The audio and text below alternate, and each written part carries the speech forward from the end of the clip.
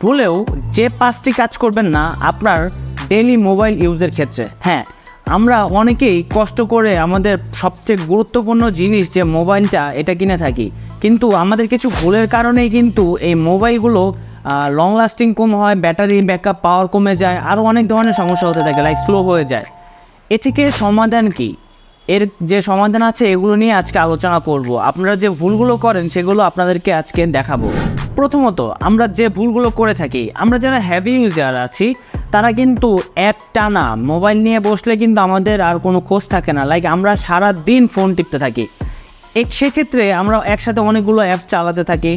তো অ্যাপসগুলো যখন ব্যাকগ্রাউন্ডে রান হয় তখন কিন্তু ভিতরে প্রসেসিং হওয়ার সময় ফোনটা ধীরে ধীরে হিট হতে থাকে যখন একসাথে অনেকগুলো অ্যাপস রান হয়, যার কারণে এই হিট থেকে ফোনে বিভিন্ন ধরনের সমস্যা দেখা দিতে পারে। আস্তে আস্তে ফোনটি স্লো হয়ে যায় এবং ফোনটি যে কোনো সময় ব্লাস্ট হতে পারে। তো আমাদের প্রথমেই খেয়াল রাখতে হবে যেন আমরা ফোনটি একটানা দীর্ঘক্ষণ ইউজ না করি, কারণ আমরা সকলেই জানি যে ইলেকট্রনিক ডিভাইসে কিন্তু একটা রেস্টের দরকার আছে। সো আমরা চেষ্টা করব যে আমরা কিছু সময় ফোন চালাবো, কিছু সময় রেস্ট করব, এতে করে আমাদের নিজেদের জন্য ভালো। কারণ কি, একটানা আপনি যখন ফোন চালাবেন তখন কিন্তু আপনার চোখের উপরে অনেক বড় একটা প্রভাব পড়বে এই ফোনের লাইটের কারণে। সো আমরা অবশ্যই চেষ্টা করব আমরা অল্প অল্প ফোন চালানো এবং একটা রেস্ট দেওয়ার একটা নির্দিষ্ট সময়। এর পরবর্তীতে আমরা যে ভুলটি করে থাকি সেটি হচ্ছে আমরা ফোন চার্জ দেওয়ার ক্ষেত্রে ভুল করে থাকি। আমরা দেখা যাচ্ছে ফোনটি 100% পর্যন্ত চার্জ দিয়ে দিচ্ছি, আবার আমরা ইউজ করতে করতে ব্যাটারি একদম জিরো করে ফোনটি বন্ধ করে ফেলছি। এটি কিন্তু ফোনের ব্যাটারির জন্য খুবই ডেঞ্জারাস। এতে করে আপনার ব্যাটারির পাওয়ার খুব দ্রুত কমে যাবে, আপনি আস্তে আস্তে ব্যাটারি ব্যাকআপ কমতে শুরু করবে। পরবর্তীতে আপনার ব্যাটারি পরিবর্তন করার প্রয়োজন হতে পারে। ব্যাটারি পরিবর্তন করলে কিন্তু আপনার ফোন কখনোই আগের মতো ব্যাকআপ দিবে না। আপনার মার্কেটে যে ব্যাটারিগুলো পাওয়া যায় এগুলো কিন্তু কখনোই অরিজিনালের মতো হয় না। তখন দেখবেন আপনার ফোন ইউজেজে একটা ঝামেলার তৈরি হয়ে যাচ্ছে।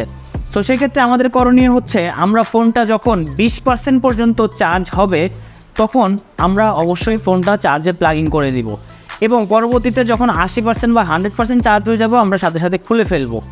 স্যামসাং এবং অ্যাপেল কোম্পানি দাবি করে যে ফোন 80% পর্যন্ত চার্জ হয় বেটার, কিন্তু আমরা কি করি, আমরা একদম ফোন 100% চার্জে দিয়েই রেখে দিই ফোন যতক্ষণ চার্জ হয়। তবে কিছু ফোনে আছে যে 100% চার্জ হওয়ার পরে চার্জটা অটোমেটিক্যালি বন্ধ হয়ে যায়, সব ফোনে কিন্তু এই ফিচারটা নেই। সো আমরা অবশ্যই ফোনটা নির্দিষ্ট একটা লিমিটের মধ্যে রেখে অবশ্যই চার্জ দেওয়ার ব্যবস্থা করব। এরপরে 3 নম্বর ভুল আমরা যেটা করে থাকি, আমরা দেখা গেলো ইমার্জেন্সি সময় বা যে কোনো সময় যে চার্জার পাই সেই সময় সে চার্জার ইউজ করে থাকি। লাইক আপনার যখন আপনি আপনার ফোনের চার্জার ইউজ না করে আপনি অন্য কারো চার্জার ইউজ করছেন, এটি কিন্তু ফোনের জন্য খুবই ডেঞ্জারাস। কারণ বলছি, প্রত্যেকটা কোম্পানি তাদের ব্যাটারির উপর নির্ভর করে কিন্তু চার্জারের ওয়াট ফিক্স করে দেয়। সেক্ষেত্রে আপনার ফোনটি যদি 18 ওয়াটের চার্জার সাপোর্ট করে থাকে, আপনি সেটাতে 30 ওয়াটের চার্জার দিয়ে যখন চার্জ করবেন আপনি নিজেই ভেবে দেখেন ব্যাটারির উপর কতটা প্রভাব পড়তে পারে বা কতটা চাপ পড়তে পারে। এই কাজটি করাই যাবে না। অবশ্যই আপনার ফোনে যে চার্জিং ওয়াট নির্ধারণ করা হয়েছে সেটা দিয়ে অবশ্যই ফোন চার্জ দেওয়ার ব্যবস্থা করবেন, এতে করে আপনার ফোনের ব্যাটারি ব্যাকআপ এবং ফোন ভালো থাকবে সব সময়ের জন্য। এরপরে 4 নম্বর যে ভুলটা আমরা করে থাকি সেটি হচ্ছে আমরা আসলে কিন্তু আমাদের ফোনের উপর এতটা নির্ভরশীল হয়ে গিয়েছি যে আমরা কিন্তু ফোন ছাড়া একটা মিনিটও চলতে পারি না, এমন অবস্থা হয়ে গেছে। আমরা এতটা অ্যাডিক্টেড এবং আমাদের এতটা বদ অভ্যাস হয়ে গিয়েছে।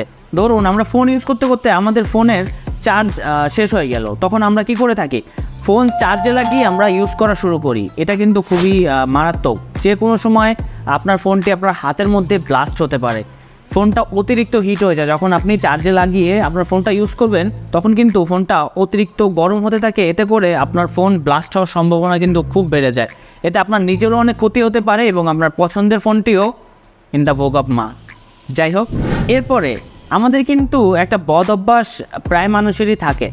আমাদের যে অ্যাপসটা ধরুন আজকে প্রয়োজন আমরা সেটা ইনস্টল করলাম, সেটা আমরা 10 বছর 5 বছরেও আনইনস্টল করার নামই নেই না।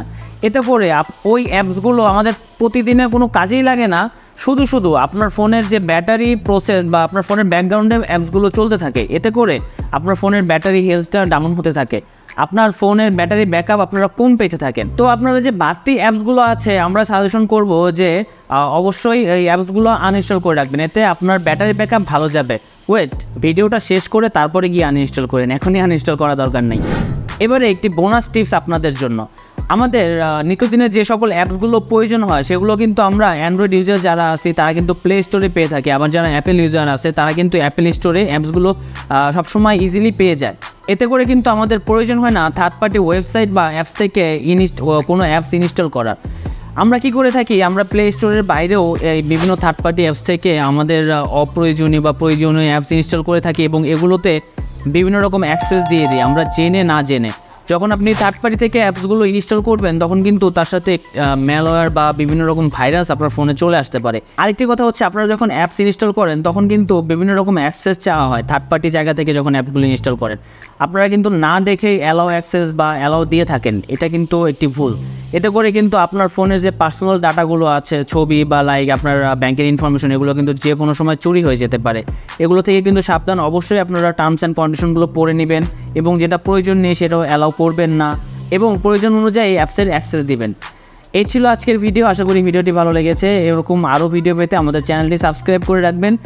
সবাই ভালো থাকবেন, সুস্থ থাকবেন এবং হ্যাপিনেস টেকের সঙ্গে থাকবেন। আর ভিডিওতে কিন্তু একটা লাইক করাই চাই। আল্লাহ হাফেজ।